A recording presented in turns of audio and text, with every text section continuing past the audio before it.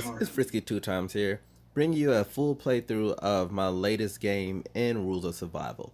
So, bear with me, I have some audio going on in the background because I was watching TV, but I promise you that won't distract you too much from the awesome gameplay that I'm bringing you today. Will I win or will I lose? You just have to stay tuned and watch out. There are a few little spots where I'm not doing as much because I'm looting and everything, and you just get to see my playstyle and how I actually go about trying to win and get this chicken dinner. You get to see my awesome new costume and everything else in between. So hopefully you like it. If you do, drop that like button, get frisky with that subscribe button, and tell me what you think in the comments. Thank you for watching, guys. Enjoy. That fire in your fields is going to be the least of your fucking problems unless you return my wife to me immediately. I can't return what I don't have.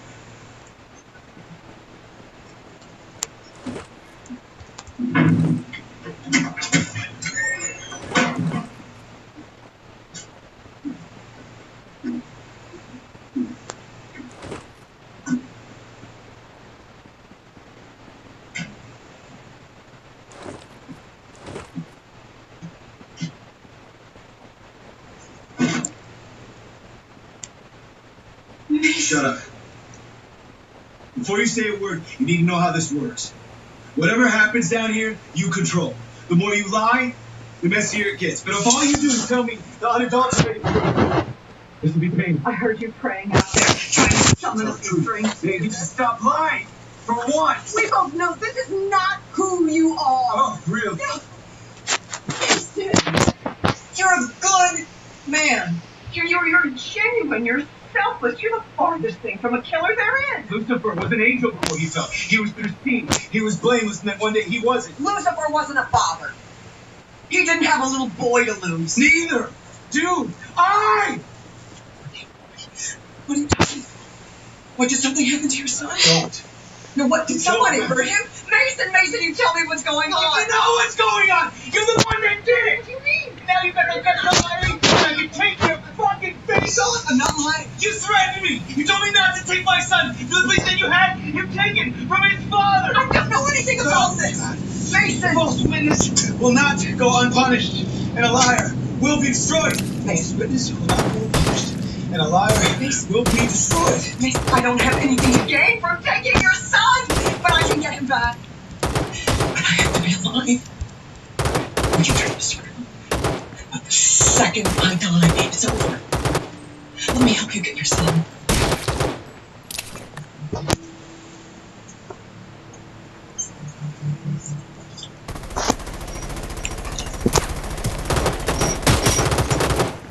Hello?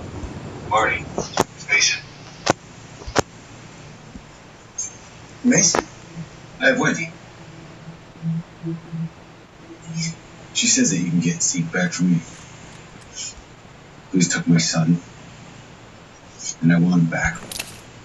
Before sunrise tomorrow, Wendy dies. We'll call the cops, the cartel, or the Snells.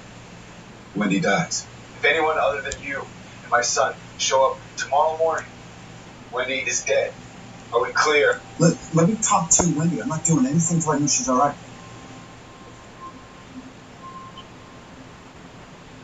I'm here, Marty.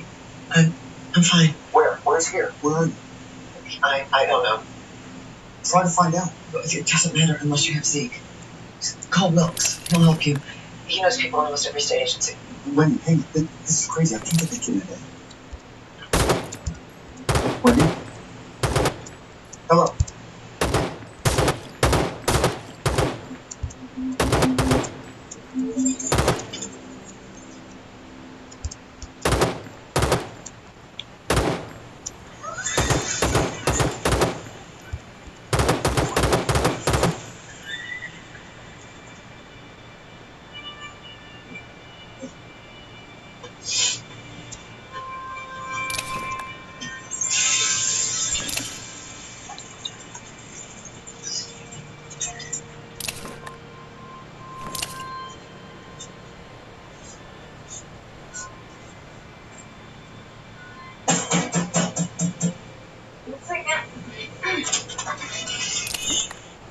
What do you want? I think Wyatt ought to be the one who comes with me tonight. Why? You want him to go from dropout to juvie in 24 hours? That's not. Why, how about we get him a drug charge while we're at it? Make sure he gets the delinquency file. You ain't gonna get caught. Because he ain't going. There's no need for you to be taking a risk like this, Ruthie. Risk? What risk? You ain't been right since that night with the cartel. Just worry about yourself. I'm fucking fine.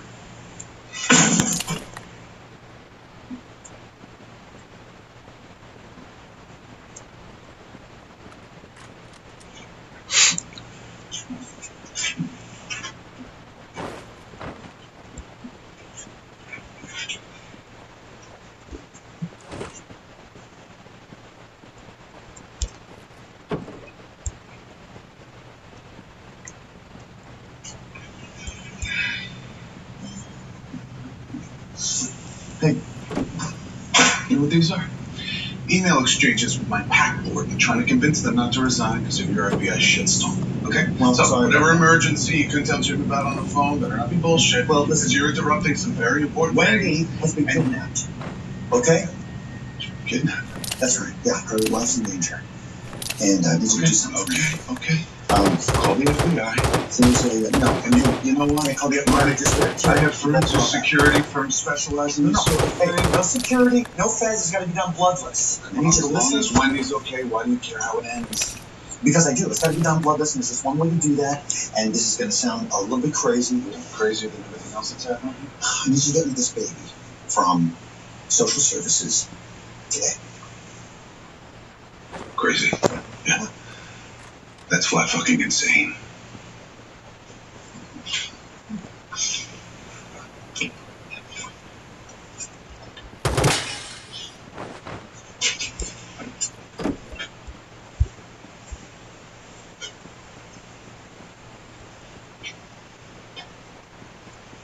So you know I'm not a monster.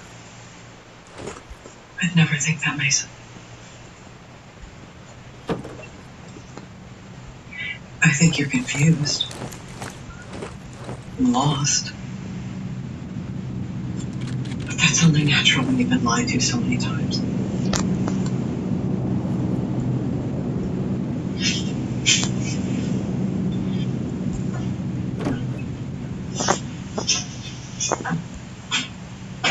Grace was one of the bodies they found at the Snells.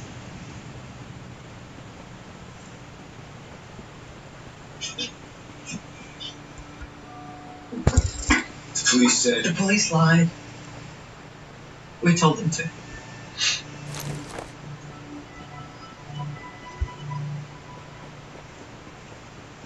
When I told everybody that I wasn't crazy, that I knew Grace, that I knew that she wouldn't just leave. Yeah, you were right, Mason. Grace was murdered and we helped cover it up.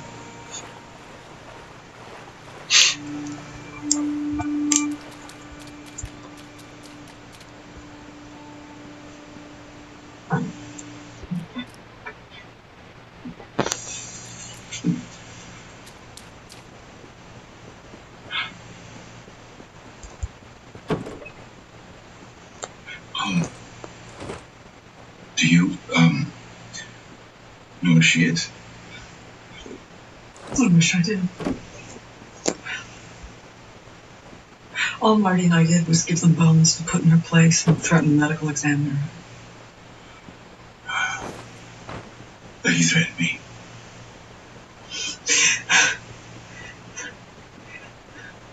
That was a warning. That was not a threat. That was me trying to protect you because I know too well what the Snells are capable of. Because you work with them. Not because we want to. Because...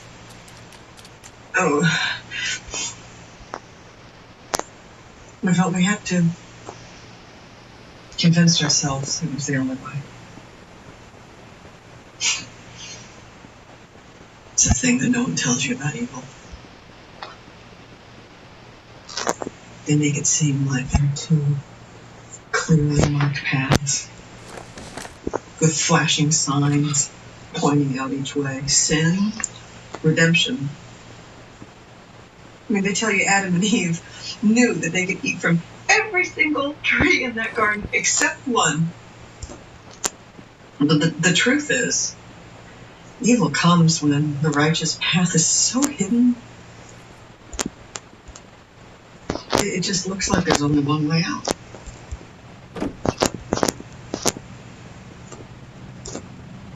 The truth is, Adam and Eve probably grabbed that apple because they were fucking starving, and it was the first tree they saw.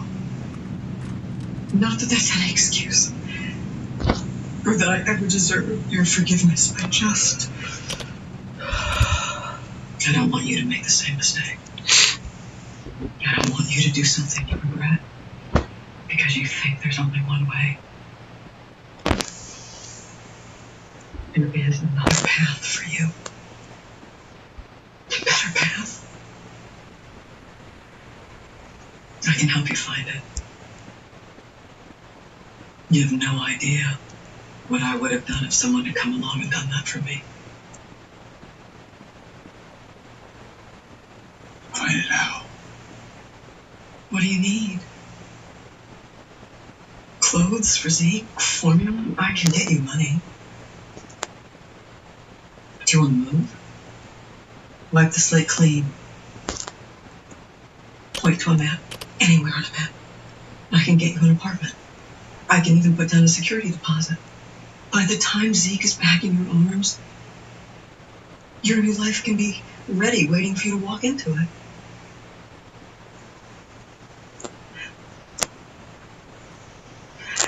But first, I really need to pee.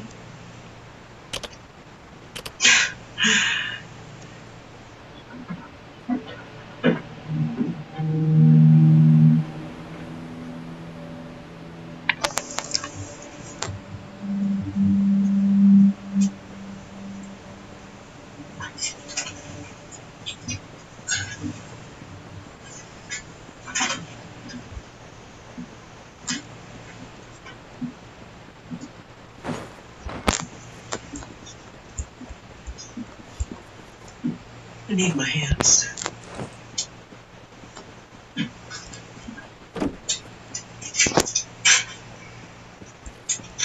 Thank you.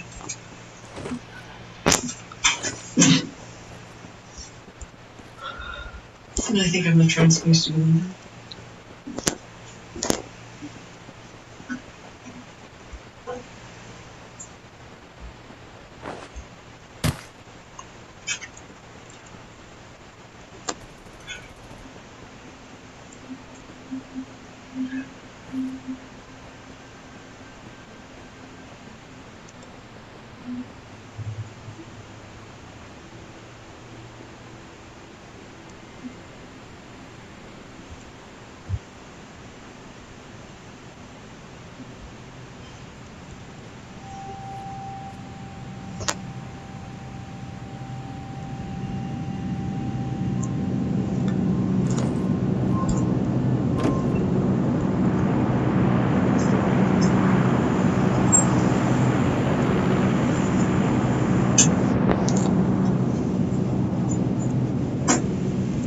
Always gonna wonder.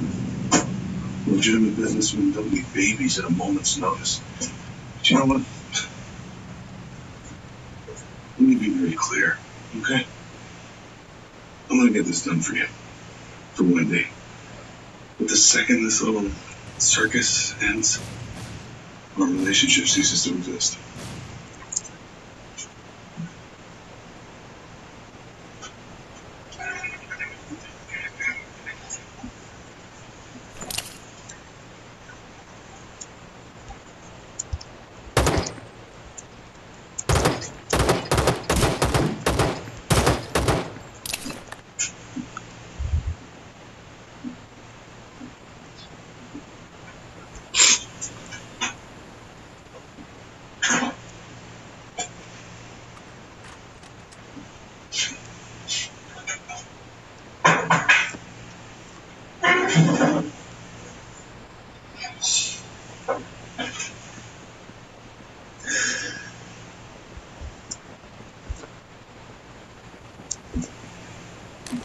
Marty and his wife Wendy are upstanding members of the community. They're business owners. They're parents.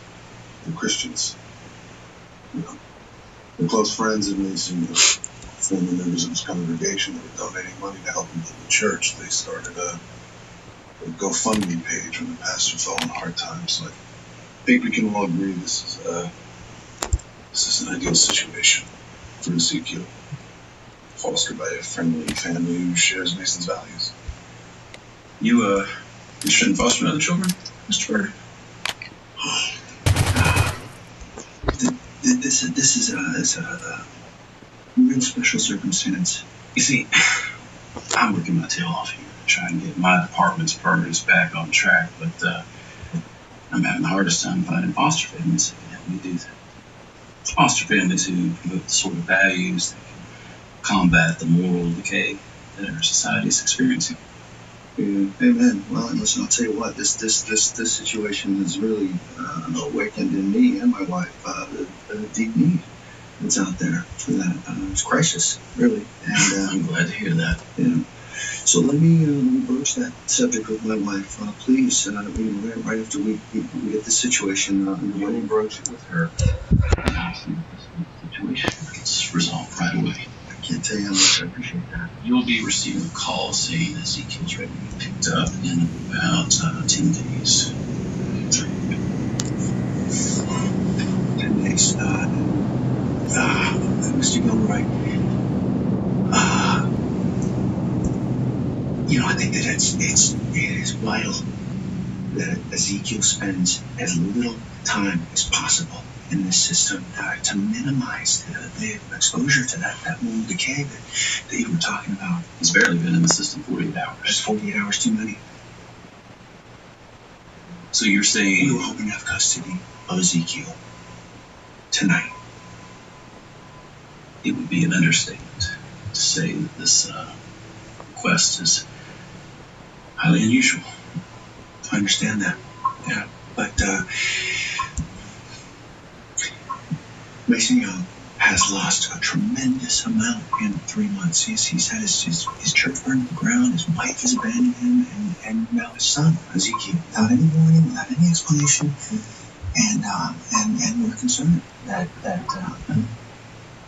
Mason might not be able to handle a loss like this. And so, I'm asking for your help as a fellow man, fellow Christian, to help steady this man's soul by placing his son, his only anchor, in a home that he knows, that he trusts, right away.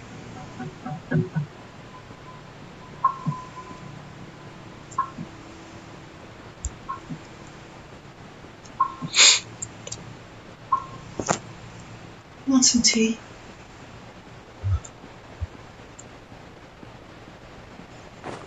My grandmother believed there was nothing that couldn't be made work.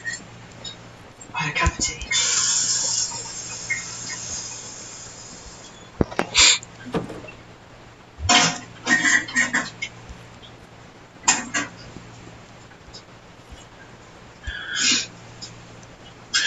I killed her. She warned me, told me to stop being so stubborn. Go back to the water. And be thankful for what we had. But I didn't listen.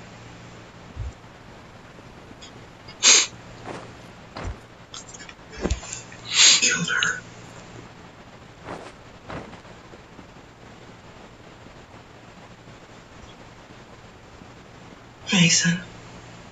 Mason, look at me. There's a sweetness in surrendering right now because it's easy. Because no one would blame you for it. Because, hell, I wouldn't blame you for it. But that guilt you're feeling, it's the devil tempting you. Because there's a little boy out there. And he needs you more than anything in the world. And that guilt, it does nothing for him.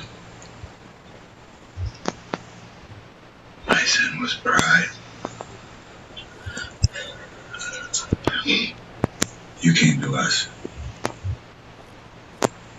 And I knew you weren't believers. I knew that you were lying.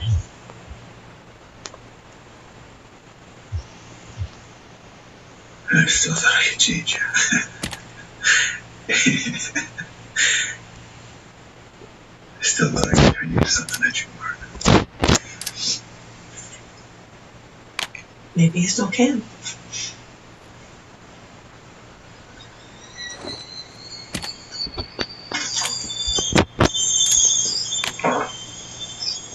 When the fuck hasn't Marty called?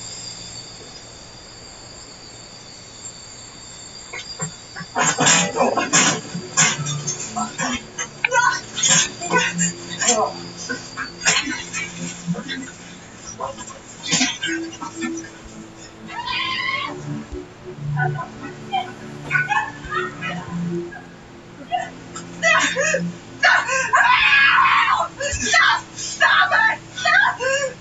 Somebody help!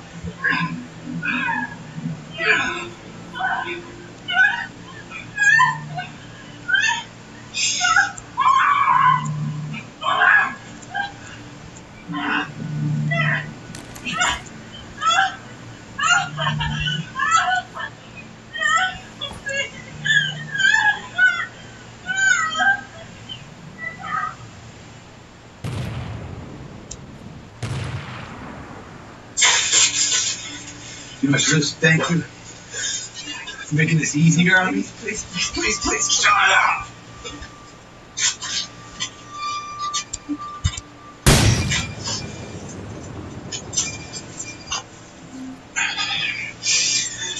Yeah, Mason, it's Marty. I've got Zeke. They just gave me you. I'm going to show them to you. Hey, say hello to your dad. Say hello to your daddy. Huh? Say hello, little guy. Can you smile? Can you smile for your daddy? There it is. There it is. Okay. There he is. Okay, bring me here. Let me see, Wendy.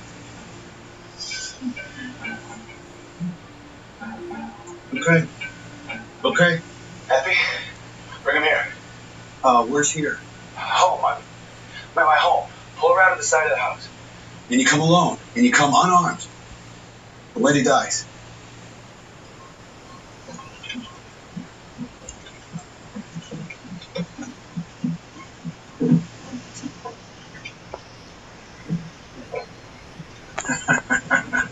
There she is.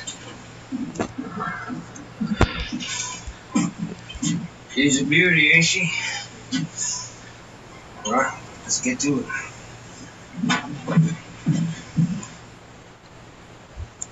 Everything I said before was true. I need you to know that. Just because of what happened, it doesn't mean I was lying to you. I want what is best for you. I want this to work out for you. I want you and Zeke to be together. So you attack me after I cut you loose? Well, it's instinct, Nathan. I'm scared to death.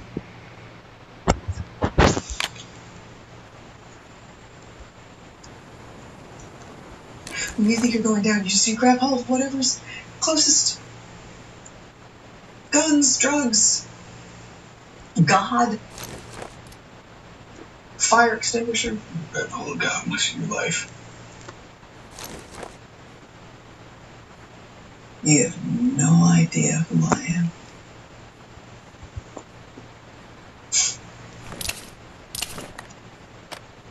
I grabbed hold of God. I hung on for dear life. God didn't exactly grab back. Where I grew up, self-annihilation was a religion. More followers than Christians, more passionate.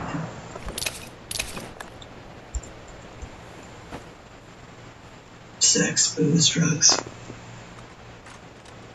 All before I was 15. I was a quick convert.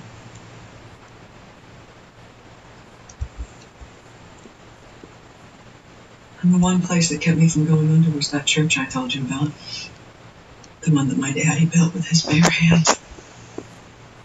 And when going home wasn't an option because that very same daddy decided he loved liquor just a little bit more than he loved Jesus that night.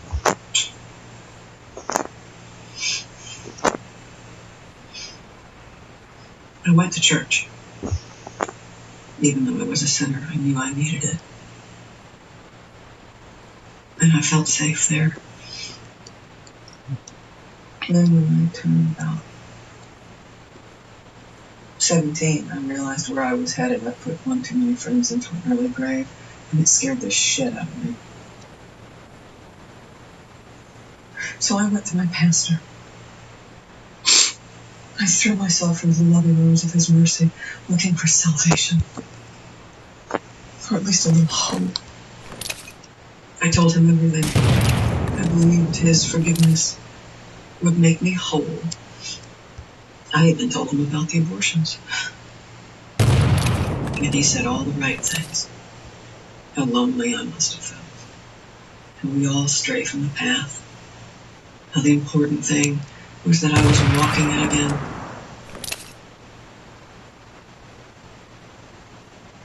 But the way his jaw tightened, the way his eyes hardened when he looked at me, I knew he'd never look at me the same way again. I was devastated. I was heartbroken and I wasn't welcome. So I left God behind. Because you wanted to leave him behind. Because you never truly believed. Right? A southern preacher and abortions, you knew exactly how he'd react. Woo! Whew. Did you leave home? 6 months? Okay, so you said yourself the church was the only thing that you left. So you needed him to reject you, so that way you had no choice but to leave. But anyone who truly believes can't just walk away like that. Anyone who truly believes can't turn their back.